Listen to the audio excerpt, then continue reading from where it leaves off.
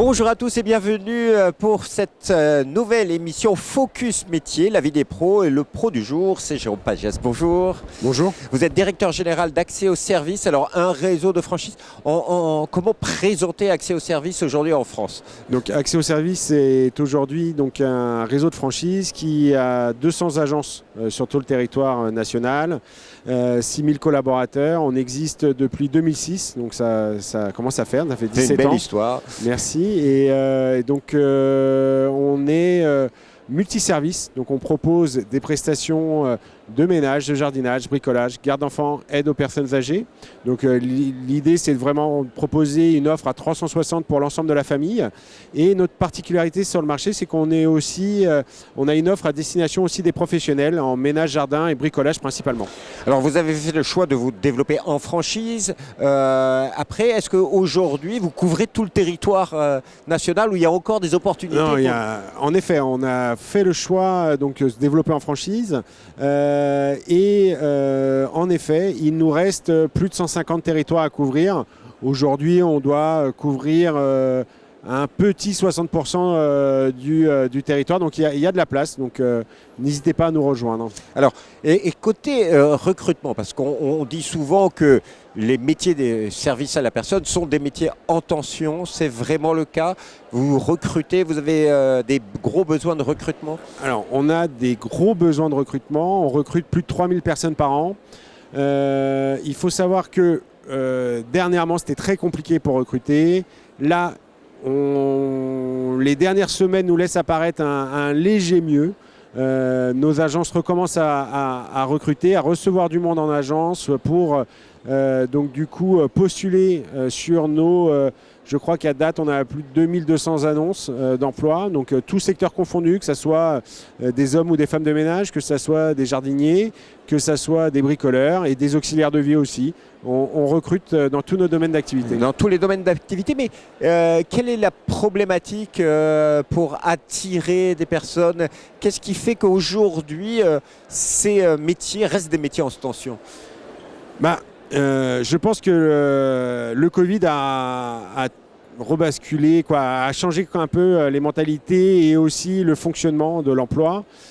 Donc du coup, des personnes ont changé de job suite au Covid et c'est vrai que nos métiers intéressent malheureusement moins de monde.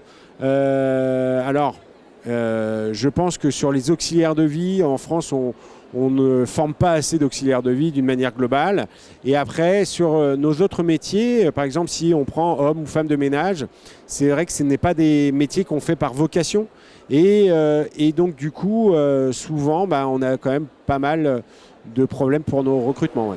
Pour des recrutements. Est-ce qu'il n'y a pas aussi dans ce secteur aussi un problème au niveau des contrats de travail? C'est souvent des temps partiels, on dit temps partiel subi. Que peut faire une entreprise pour accompagner les salariés? Alors c'est vrai, c'est ce qu'on dit, que c'est du temps partiel subi, mais pas chez nous. Nous, on propose du CDI, et principalement du CDI, parce que je crois qu'on est à 98% de CDI.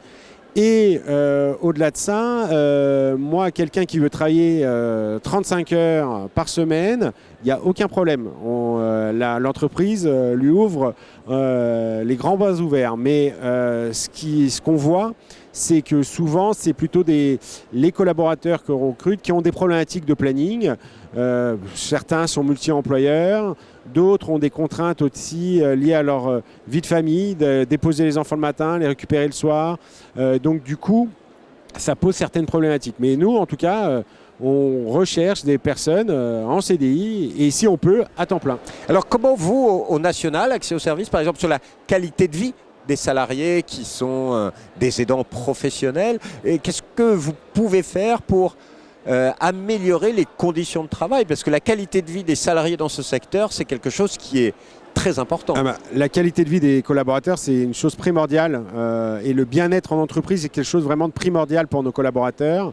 Alors nous, la particularité, c'est que c'est un réseau de franchise. Donc l'ensemble de nos franchisés sont des chefs d'entreprise indépendants. Et nous, on impulse des des idées, des motivations pour essayer au niveau national d'avoir la même politique dans toutes nos agences. En tout cas, nous, ce qu'on conseille à nos franchisés, c'est d'être bienveillants déjà vis-à-vis des collaborateurs.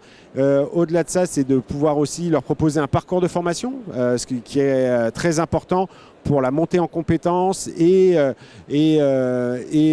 pouvoir proposer des prestations de qualité. Et ensuite, c'est l'écoute. Il faut être vraiment à l'écoute de nos collaborateurs et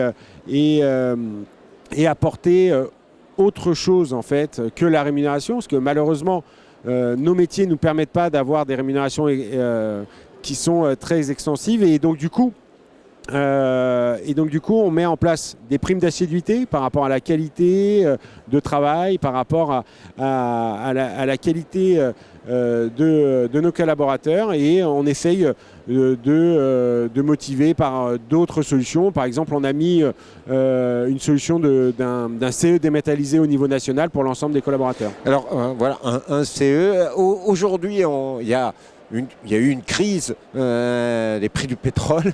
L'essence coûte cher pour de nombreux aidants professionnels. C'est un vrai problème. Quelles sont les réponses qu'ont apportées l'entreprise aux salariés qui sont obligés de se déplacer? Alors nous, notre point et notre position, et c'est ce qu'on conseille à nos franchisés, c'est bien sûr d'augmenter les frais de déplacement de nos collaborateurs, que la prise en charge soit supérieure. Donc on est au-dessus du barème de la convention collective, et au-delà de ça aussi, on essaye que les intervenants prestent autour de leur domicile, au plus proche de chaque client, et donc du coup d'intervenir par zone, et ce qui permet de limiter les déplacements entre deux interventions. Voilà. Il y a énormément de choses que vous faites.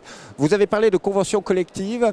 Aujourd'hui, pour l'avenir du secteur, est-ce qu'il faut mieux discuter entre entreprises et syndicats et salariés toujours, pour faire avancer les choses? C'est toujours important. C'est pour ça que nous sommes membres de la Fédération des entreprises de services à la personne, donc de la FEDESAP.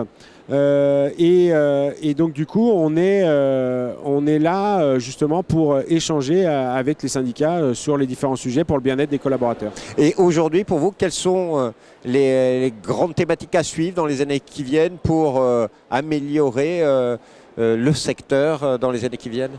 D'une manière globale, il faut qu'on règle ces problèmes de recrutement, ce qui va permettre d'augmenter la taille du secteur, parce qu'en fait, aujourd'hui, on est plutôt en train de refuser des clients, malheureusement.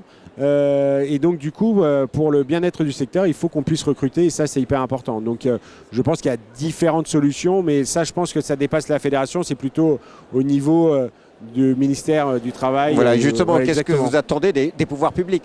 Je pense pouvoir ouvrir un peu plus nos postes et ouvrir un peu à l'immigration. Je pense qu'il y a pas mal de choses à faire sur ce point-là, en tout cas. Voilà. Et concernant la défiscalisation des... alors, bien sûr, pour maintenir le secteur, il faut absolument que le dispositif de l'avantage fiscal, donc qui permet à nos clients de bénéficier d'une réduction fiscale de 50%, soit maintenu dans ce qu'il existe aujourd'hui. Tout à fait. Monsieur Pagès, merci infiniment pour votre témoignage. Merci à vous. Alors, si vous voulez en savoir plus et trouver des offres d'emploi, il faut aller sur accèsauservice.com. Vous saurez tout sur l'entreprise et ses recrutements. Au revoir et à bientôt.